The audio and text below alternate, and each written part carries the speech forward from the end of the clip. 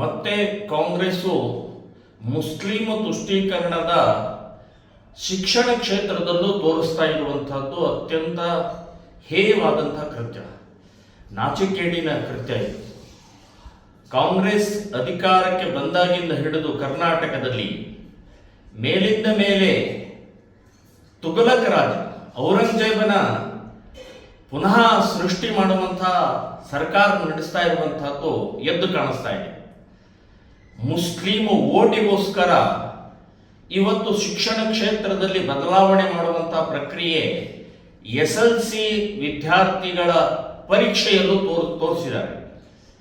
26ರಿಂದ February 26ರಿಂದ March 2ರವರೆಗೆ SLC ಪರೀಕ್ಷೆ ಪತ್ರಿಕೆಯ ದಿನಾಂಕಗಳನ್ನು ಘೋಷಣೆ ಮಾಡಿದ್ದಾರೆ. ಸೊ ಅದರಲ್ಲಿ 1ನೇ ತಾರೀಕು ಶುಕ್ರವಾರ ಬಂದಿದೆ.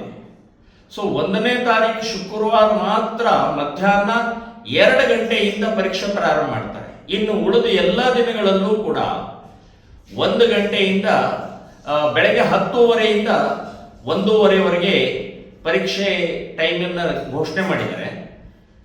1ನೇ ತಾರೀಕು ಶುಕ್ರವಾರ ದಿನ 2 ಗಂಟೆಗೆ ಮಾಡಿದ್ದಾರೆ. ಯಾಕೆ? ನಮಾಜ್ ಮಾಡೋಗೋಸ್ಕರ. ಸೊ ಅಂದರೆ ಹೇಗೆ ಮುಸ್ಲಿಮರಿಗೆ ಅವರಿಗೋಸ್ಕರ ಹೇಗೆ ವ್ಯವಸ್ಥೆಯನ್ನು, ಇಡೀ ಶಿಕ್ಷಣ ವ್ಯವಸ್ಥೆಯನ್ನೇ ಪರಿವರ್ತನೆ ಮಾಡಿ ಲಕ್ಷಾಂತರ ವಿದ್ಯಾರ್ಥಿಗಳನ್ನ ಇವತ್ತು ನಮಾಜ್ ಮಾಡೋಗೋಸ್ಕರ ಸಮಯವನ್ನು ಬದಲಾವಣೆ ಮಾಡ್ತಾರೆ. ಕೆಲವು ಮುಸ್ಲಿಂ ವಿದ್ಯಾರ್ಥಿಗಳಿಗೋಸ್ಕರ, ಮುಸ್ಲಿಂ ಶಿಕ್ಷಕರಿಗೋಸ್ಕರ, ಮುಸ್ಲಿಮರ ಕೆಲವೊಂದು ಸಿಬ್ಬಂದಿಗೋಸ್ಕರ ಹೇಗೆ ಲಕ್ಷಾಂತರ ಹಿಂದೂ ವಿದ್ಯಾರ್ಥಿಗಳ ಮೇಲೆ ಇದನ್ನು ಹೇರ್ತಾರೆ ಅನ್ನೋದಕ್ಕೆ ಇದು ಒಂದು ತುಷ್ಟೀಕರಣದ ಇದೊಂದು ನೀತಿ.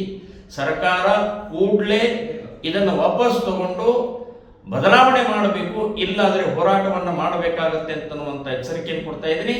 ಇದೇ ಮಾದರಿಯಲ್ಲಿ ಹಿಜಾಬ್ ಪರೀಕ್ಷೆ ಸಮಯದಲ್ಲಿ ಹಿಜಾಬಿಗೆ ಅಲೋ ಮಾಡಿದ್ರು.